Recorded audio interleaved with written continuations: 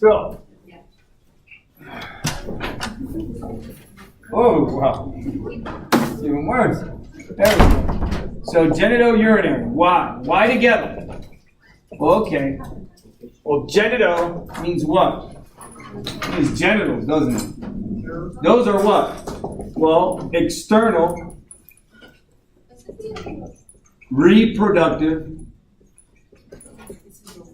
structures. Alright?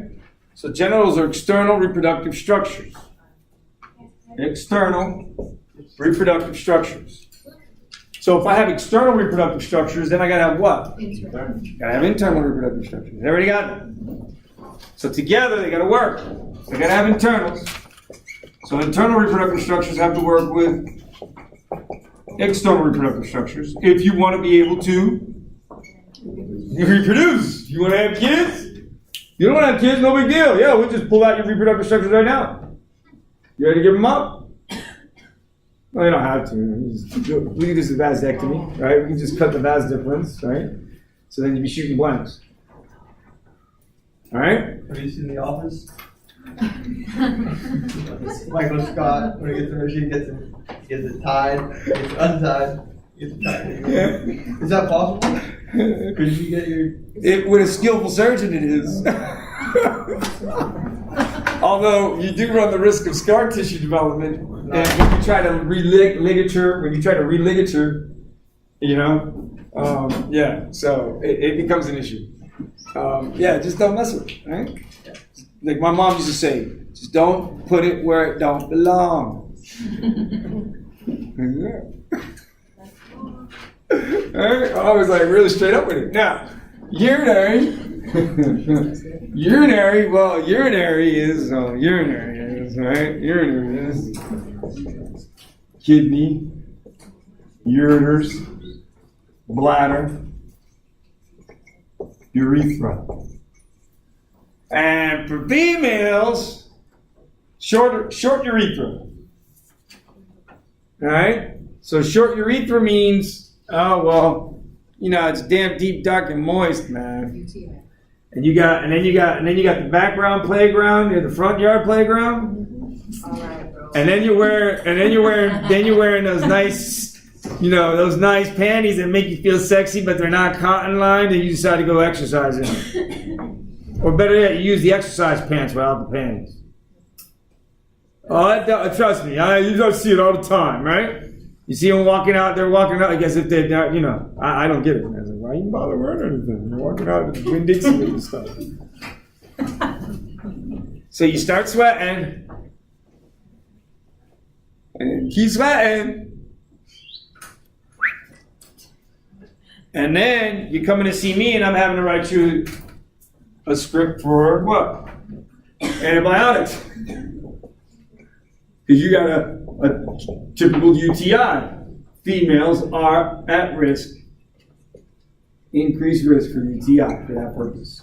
And UTI means urinary tract infection. I give you the antibiotic. UTI goes away. And I'm not your OBGYN, I'm your regular doctor. I'm your all-inclusive doctor, right? I see you, I see your kids, I see your husband, right? I see your grandmother, I see your mother, I see your father, I see all your whole family. Matter of fact, I come to your house and see you. That's how I plan to run my practice, guys. Once I become a doctor, I'm coming to visit you in your home. Why? To see your surroundings. See surroundings. That's important, isn't it? What else? Extra fee. It's a different perspective, isn't it? When I come to your home to treat you, doesn't it?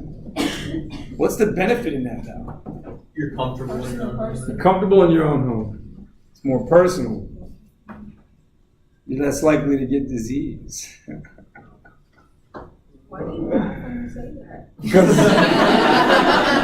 Why does she say I laugh when I say that? Because if I bring you into a small room where a whole bunch of people are coming in, aren't you more likely to get disease? Yeah. Didn't I tell you 50% of the time we do more harm than good? Doctors weren't meant to be in the office. They're meant to go out to the world and treat Just like Jesus Christ went out in the world to spread the gospel of Christ, right? You're going to spread the gospel, the word of God, right? The same way. That's how medicine should be. That's how it should be. I was happy to see that FIU did that and created in their program, you know, to tell every medical student, you got a whole family to take care of now. Because that's how it should be. So now, kidneys, ureters, bladder, urethra. Females are at increased UTI. I give you the antibiotics. You come see me, or I come see you. 30 days later. Of course, I never see a patient, especially a female patient, without a nurse present. How you like that?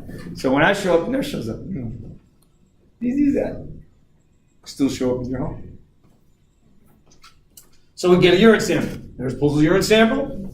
She runs it off to the lab. You pick it up immediately. How you like that? You get a whole service and a carte blanche service and pick it up immediately. Run it off to the lab. Comes back later that day. All right, you're clear to the UTI. You're clear to the UTI. Now, 30 days later, you send me an email, say, hey, I need to see you. Because I've got gray fecal matter in sheets.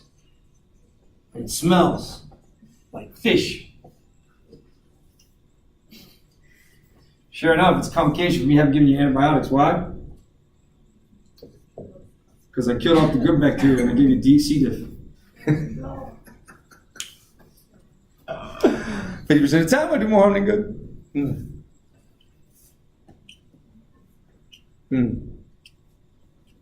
Now that's interesting. That's the connection there. I had a student who had this. What's the treatment procedure? You know what treatment procedure is? You can have this for plus 2 years. Because docs keep giving antibiotics, keep giving antibiotics. Instead, what I do is I tell them, hey, so go see, you're gonna have to come into the ER or to the OR. It's an outpatient procedure, and we're gonna transplant fecal material into your GI. So I'm gonna have you not eat anything for a full day at least. If you're on pure liquid diet, nothing with color, nothing, man. I want you clean.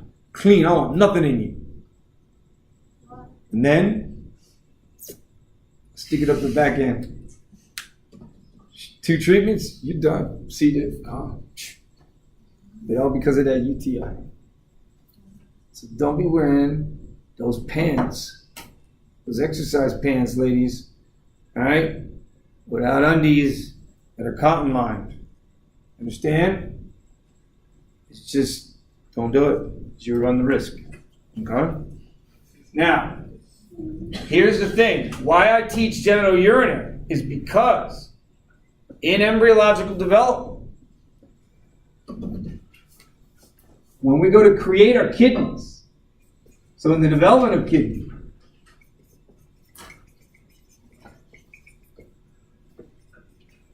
you're going to develop 3 different types of kidneys.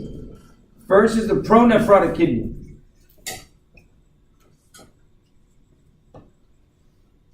Second is the mesonephric kidney.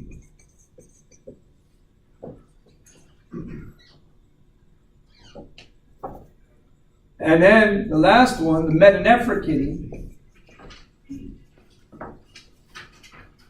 is going to be the functional one, the correct one. The pronephrotic kidney, primitive, too primitive for our continuing development. Second one, too primitive for our continuing development. You follow? However, there are structures in the development of the second kidney referred to as the Wolffian ducts and Mullerian ducts. And the Wolffian ducts and the Mullerian ducts are structures that develop when we develop that second kidney. But when we destroy that second kidney, these ducts will persist depending. Now, I know this is sexist. I'm going to do this anyway. I'm gonna erase mammalian duct. I'm gonna write it in pink. Why would I do that? Because it's involved in female internal reproductive structure development. Did everybody hear me? And blue, as sexist as it is for male internal reproductive structure development. Did everybody understand? What determines male and female, male versus female development? Anyone? Sex organ. What? The sex organ. Say it louder. Sex organ. Not the organs, but the... Guys, to make protein, I gotta have what? DNA. So what DNA is in charge of determining sex? The last one. The last one, which is referred to as the sex chromosome. Let's say it, right? Sex chromosome. So it's the sex chromosome that determines this. The sex chromosome determines which one of these structures we get. Now, what is male? XY. XY, thank you very much. What is female? Now I'm going to tell you something. On the Y chromosome, there's one very important gene referred to as the SRY gene. And every male who's male, what do I mean by that? Every male who's male. That are born being a male. The difference between being genetic male versus actually physically being male. You understand? Because there is a difference. Yeah, if you're interested, just go to Pornhub and type in he/she.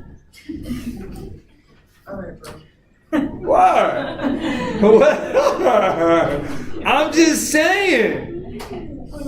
Alright? You just type it in and you'll see it for all its glory.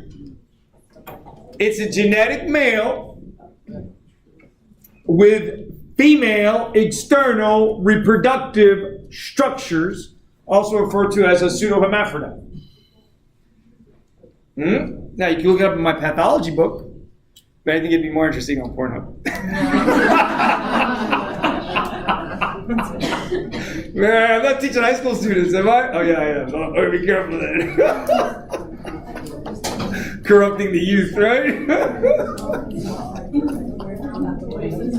This is reality, guys. This is reality. Alright, so look. So, the sex chromosome. I told you I have fun with this now. So the sex chromosomes, guys. X, Y, plus the SRY gene. So if you have the gene,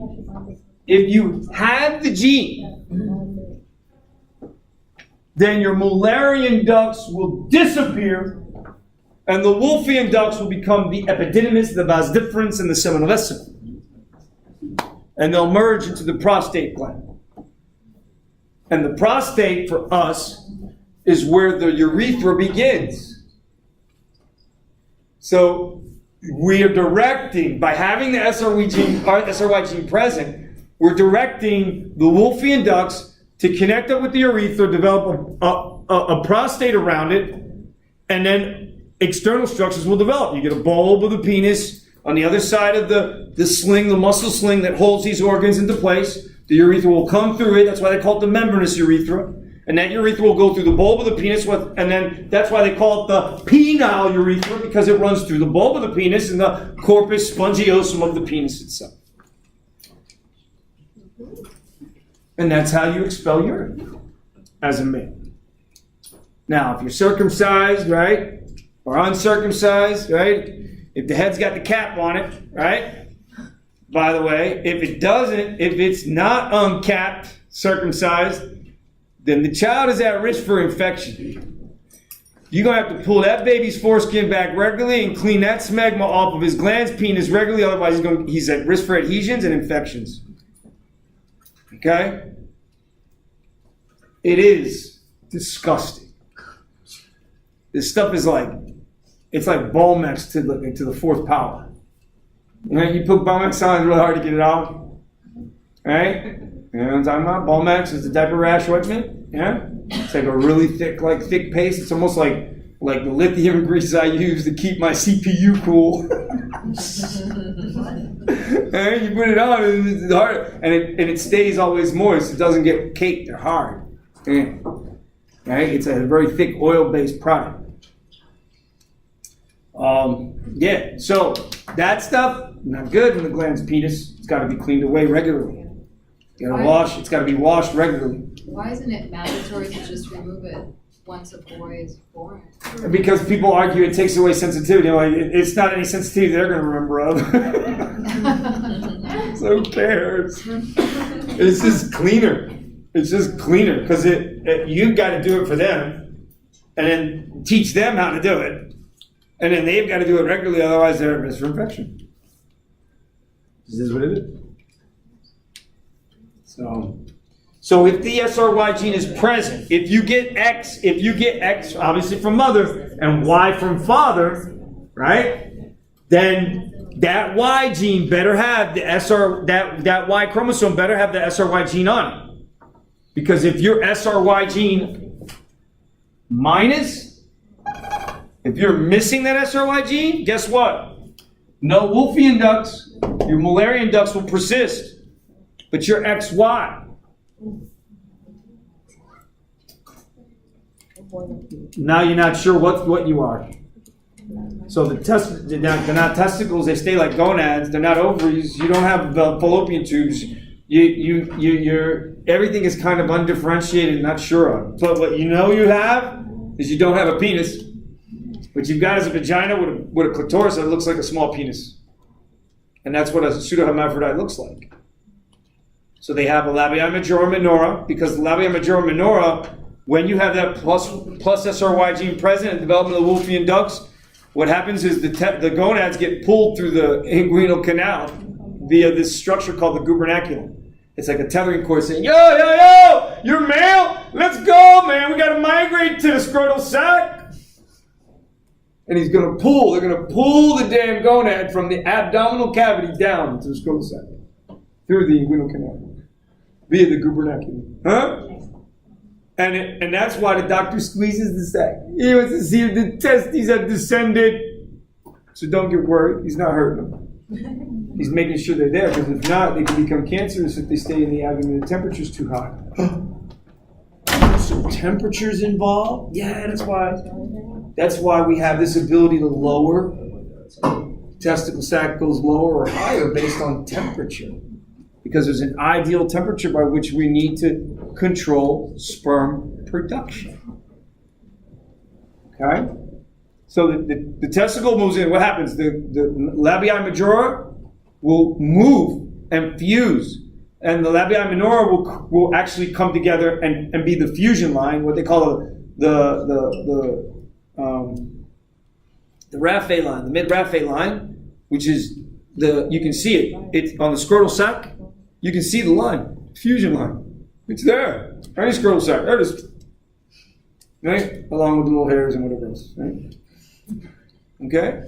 So that's where they fuse together. And that has to happen if you're going to take the testicle and put it in there.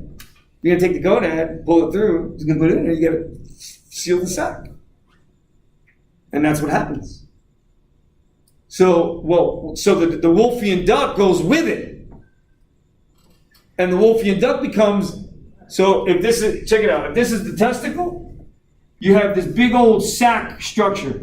That's called the epididymis. And then off that epididymis will come the vas deferens. And that vas deferens, so this is the epididymis. And this is the testicle. And it's in the scrotal sac. And this will be your vas deferens, and that vas deferens will go through, and when it finally gets to where the prostate is, it's got this swelling, comes out, and then, so that's the seminal vesicle, and that there will be the ejaculatory duct. And the prostate will be sitting like a nutmeg right in there, and the ejaculatory duct, these structures will meet up with the prostate, so you can't see them because they're inside and they're meeting up, and then the urethra's coming down right through the so this is the urethra coming right through here, and then you have the other side, and then the urethra will come out, and then there'll be that muscle sling, that'll be the membranous urethra, and then that'll be the bulb of the penis. Now we're talking about penile urethra. Good. So this duct right there, that ejaculatory duct is what actually emerges. So you got your seminal vesicle, your vas deferens. Vas deferens. Vas deferens. And those, so the epididymis, the vas deferens, the seminal vesicle, and the ejaculatory ducts are all derived from the Wolffian ducts. Did you all get that? And the Wolffian ducts are structures for the secondary kidney. That's why I teach genitourinary together. Does that make sense? Of course it does. I don't do it no other way. You guys know me right now. So you see why I did it together? And so if you, again, this is all if you're what? SRY positive on that Y gene. If you're not, then you're looking like XX. XX, you get XX. Wolffian ducts get removed, and the Mullerian ducts will persist. Mullerian ducts, you'll get fallopian tubes. You'll get the fimbriae of the fallopian tube, the isthmus of the fallopian tube, and the fallopian tube itself on either side. And then you'll get the top of the uterus, which is the fundus of the uterus. All right? And then the cervix. And then the upper vagina, All right? It looks like an elephant. I'm only drawing half. And it's separate structures, so your urethra is separate. Urethra is not, we're not going to tap into the urethra like in males. We make a short urethra and it's in front, and the vagina is behind. You got me? And they're going to share that opening. Wait, Professor P, are we supposed to be doing kidney? We are. I'm explaining to you why I do genitourinary together. Okay? Any questions on this guy? So if you don't have the SRY gene, what does everything look like? Eric's just like confused. He's confused. Like, man, what do I do? Because here, look, here, look, your ovary. There's your ovary. And your ovary is suspended. It's suspended. It's suspended. So this is ligament. This here is ligament. And this here is ligament. And that's your uterus, cervix, vagina, upper vagina. All those structures, see this? Fallopian tube, uterus, cervix, and upper vagina all developed from the Mullerian ducts.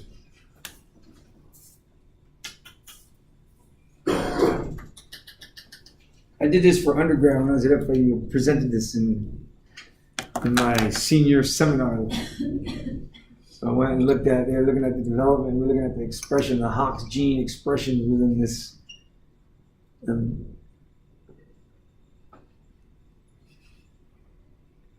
Later I learned about the trigger, which is this gene. It's on the Y chromosome. And that would make sense. So we default. Ladies, you're default. You are the default.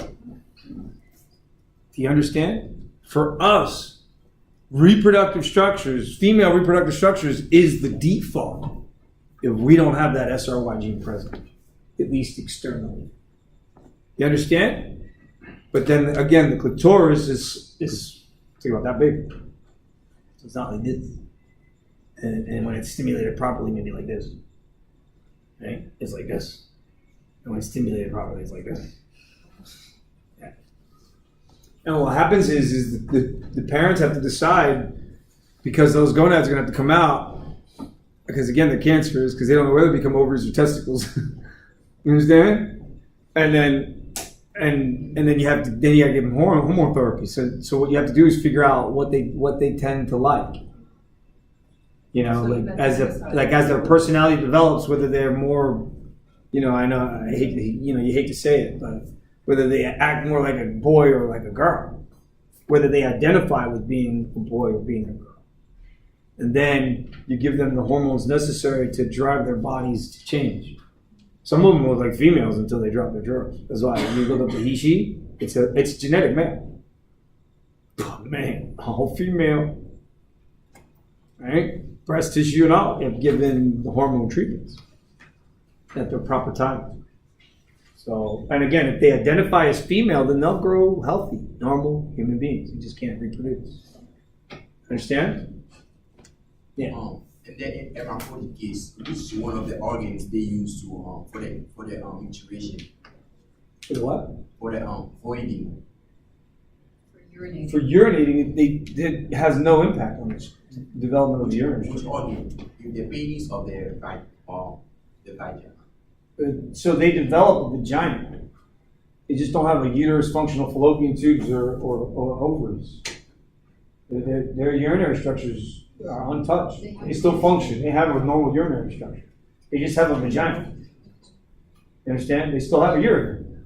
They still have a urethra. They still have a bladder. They still have kidneys. They default into vagina. But the upper reproductive structures are confused. You understand? And the internal reproductive structures are confused, along with the gonads. They don't know whether or not they become ovaries or testicles.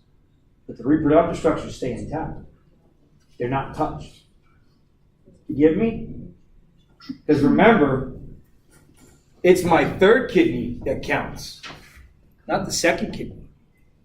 Remnant structures from second kidney development make internal reproductive structures and help guide external reproductive structures. You follow? The met-never kidney, that still develops for both normally. So the SRY gene has no impact on the overall development of the met-never kidney. It has a development on how to use the remnant structures of the second kidney. Different control mechanism for development of the third and adult kidney. That's still standing. Everybody follow? So now, it may kind of make sense, because I'm always going to come at you as the embryologist, yeah? And so now I can, since I talked about this guy, then this guy, and talked about this, then I can come to here, and we can now talk about urinary. Okay? So I'm going to erase this all now. Everybody good with that? Yeah? I am recording today. Computers. Any questions? What? Yeah. Question? No. Oh, I can erase it? Okay. Yes. All right. Oh, red tea.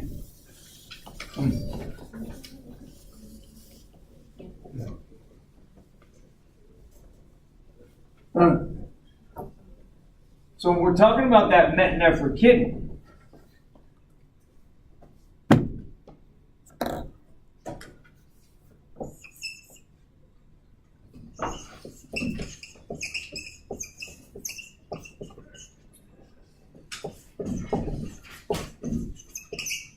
okay, one, they're located retroperitoneal.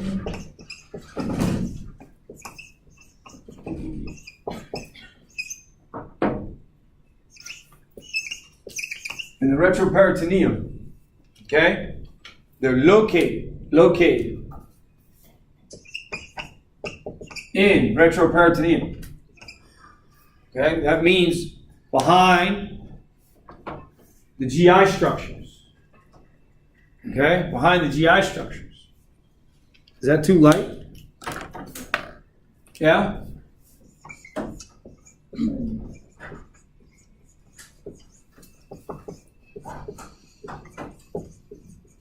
And there's something special about these.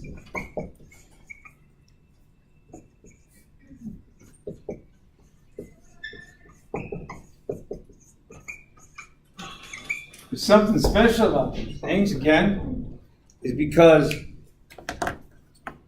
unlike in other organs where you have an artery creating arterioles that would then feed smaller capillaries,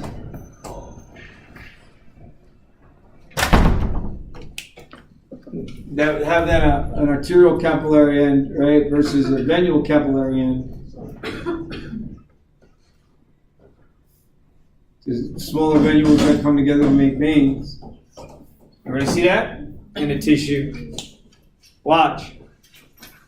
So most tissues, that's what's happening. Every tissue, brain, even in the kidney. However, the kidney does something special with this arteriole.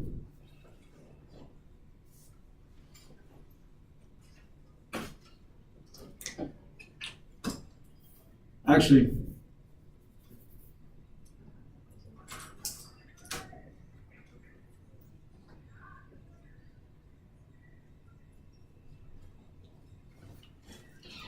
it makes 3 million of these per kidney. And those are referred to as glomeruli. So that is a glomerular capillary tuft. A glomerular capillary or glomerular capillary tuft. That's what? That's situated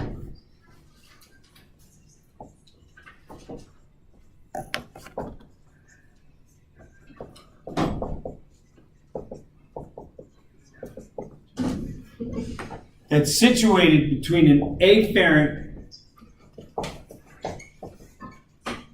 arteriole and an efferent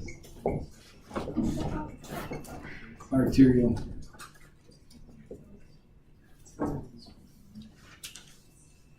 And with that, all right, let me stop this.